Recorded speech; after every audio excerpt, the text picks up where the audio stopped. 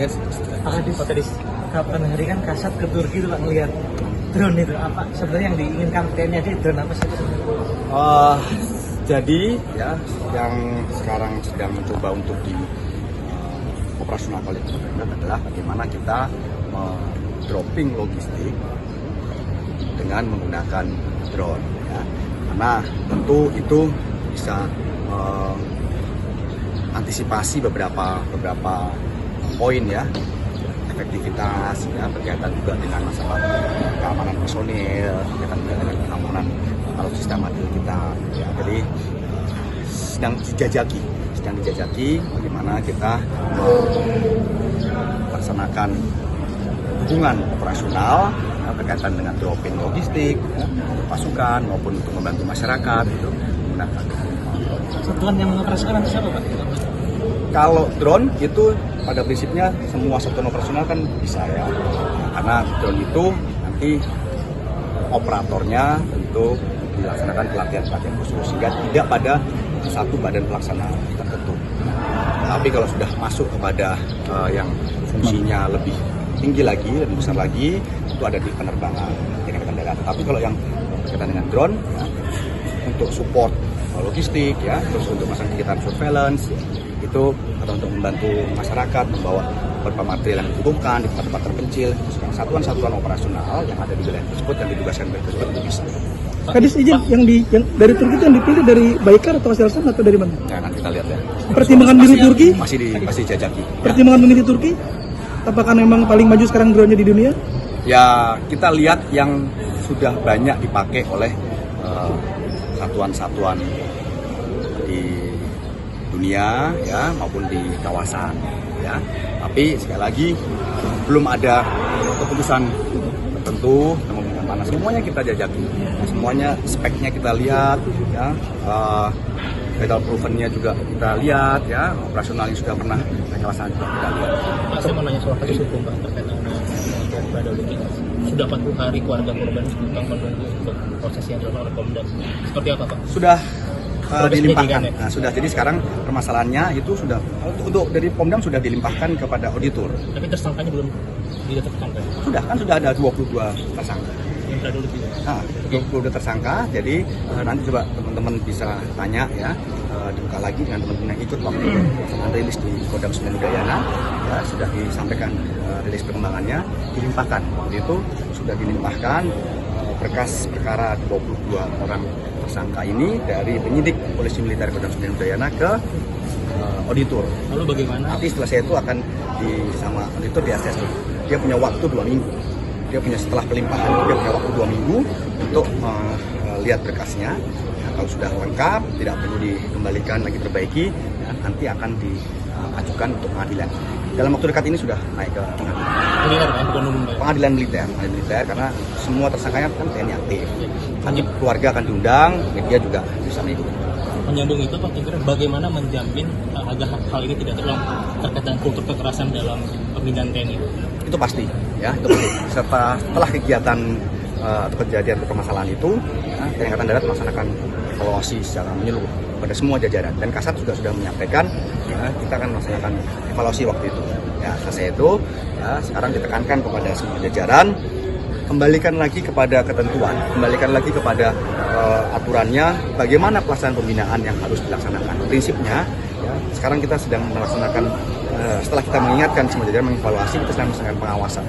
Pengawasannya oleh semua unsur-unsur pengawasan yang ada di TNI Angkatan Darat, mulai dari markas besar sampai dengan yang ada di wilayah, yaitu setiap kegiatan-kegiatan di satuan, kegiatan pembinaan, kegiatan latihan, atau kegiatan-kegiatan operasional lainnya, itu harus bermanfaat untuk pelaksanaan tugas prajurit. Apabila memang pembinaan itu perlu dilaksanakan, tentu pembinaannya itu harus yang mendukung.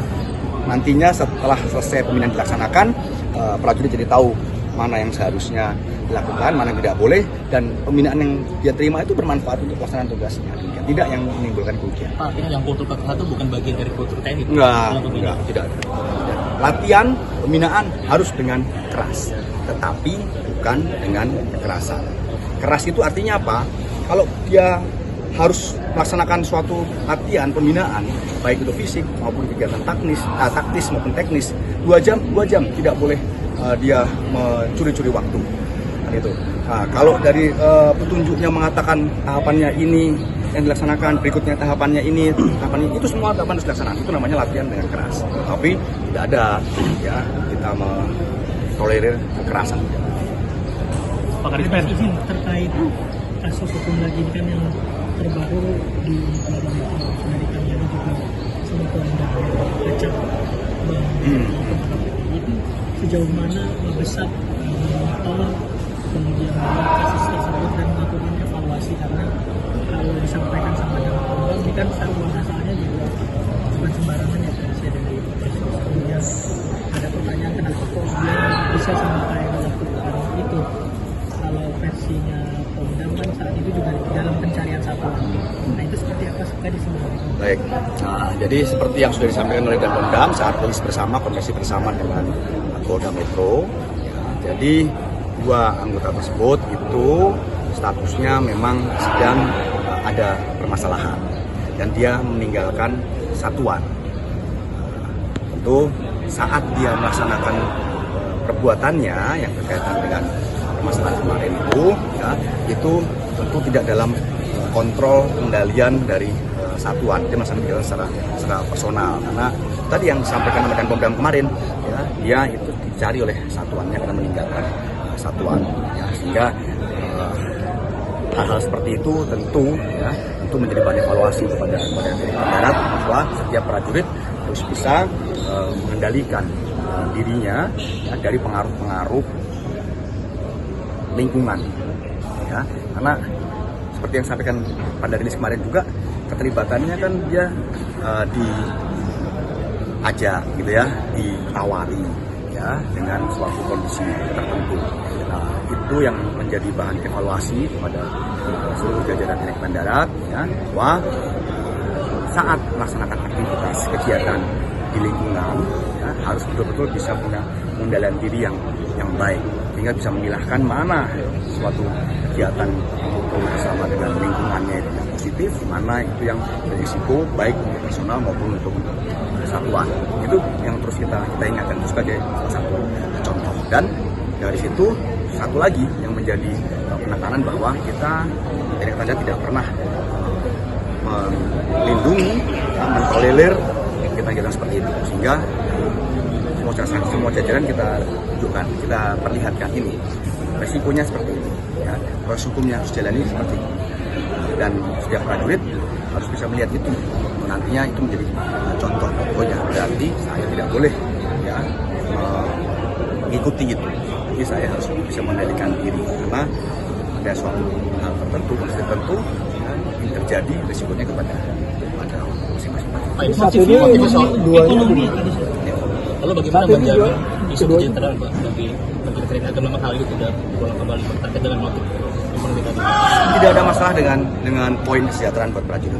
Ya, saya sampaikan tidak ada masalah buat poin kesejahteraan prajurit. Ini lebih kepada yang saya sampaikan tadi, pengendalian diri masing-masing ya, untuk mempertimbangkan suatu hal yang sebetulnya itu kalau dipikir masa-masa lebih banyak kerugiannya dibandingkan keuntungannya. Kalau peningkatan kesejahteraan kan sebetulnya di luar yang sudah baik selama ini, di luar yang sudah diberikan oleh negara untuk kesejahteraan prajurit dan sudah terjamin dengan baik. Kalau misalnya mau ada tambahan dan lain-lain, banyak kegiatan yang bisa dilaksanakan. Banyak prajurit kita juga yang melaksanakan kegiatan tambahan, dia berkebun, gitu kan, dia membuka suatu operasional kegiatan aktivitas perekonomian, kan gitu, bekerja sama dengan kelompok tani, bersama dengan kelompok UMKM, kan demikian. Kalau dari internal TNI AD itu kenapa Pak poin-poinnya untuk meningkatkan kesejahteraan prajurit? Memang hal ini tidak terulang lagi Pak?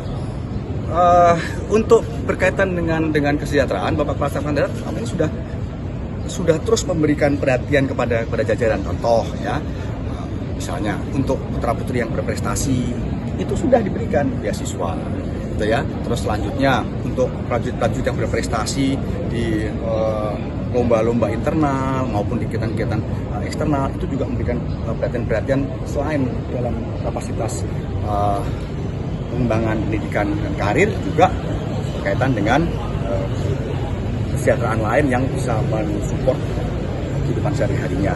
Ya, jadi sebetulnya tidak ada permasalahan dengan poin kesejahteraan. Ya, jadi yang saya sampaikan tadi, selain yang sudah memang garisan apa yang diterima oleh prajurit ya sama dengannya, ada juga beberapa tambahan buat keluarga ya, buat prajurit yang berprestasi ya, termasuk bagaimana pimpinan memperbaiki rumah prajurit gitu ya, lalu bagaimana pimpinan juga memberikan kesempatan beasiswa kepada prajuritnya maupun keluarganya gitu ya. Dan sekali lagi sampaikan tidak ada permasalahan. Kalaupun itu terjadi, bukan serta-merta itu karena ada poin kesejahteraan yang berkurang. Jadi sekali lagi itu saya tekankan ya, tidak ada permasalahan berkaitan kesejahteraan. Kalau itu terjadi, kenapa? Itu lebih kepada pertimbangan personal yang ingin mencoba mencari tambahan, tetapi sekali lagi harus diingatkan caranya harus dengan yang benar, karena selama ini juga sudah banyak dikerjakan oleh rekan-rekan prajurit yang lain ya. Seperti yang saya bilang tadi, kerjasama dengan UMKM, bersama dengan kelompok tani ya, atau melaksanakan aktivitas perekonomian personal ya, itu sudah banyak terjadi. Saat ini keduanya ditahan di mana, Kadis? Di Pom Dam Jaya. Apakah ditahan di fasilitas yang maksimum security? Ya, di Pom Dam Jaya. Nanti bisa komunikasi ke Pom Dam Jaya. Ya. Di Pom Dam Jaya itu salah satu instalasi polisi militer TNI Angkatan Darat yang punya fasilitas instalasi tahanan militer yang kualitasnya cukup bagus. Ya. Untuk security berarti ya? 40 juta atau ada lebihnya tadi? Sementara itu. Ya, sementara itu. Hukuman apa yang disiapkan dari jajaran TNI Angkatan Darat?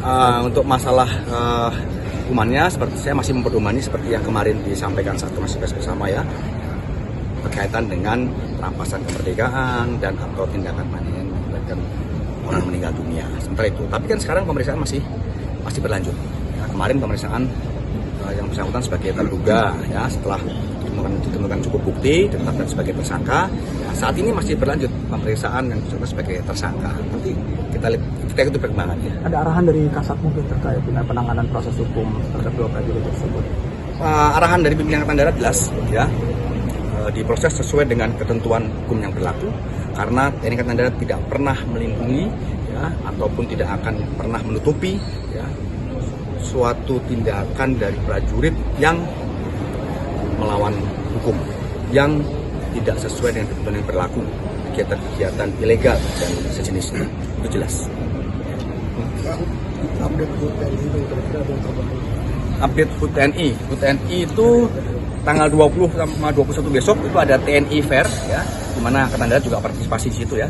Karena ada TNI Fair itu menampilkan pameran alutsista yang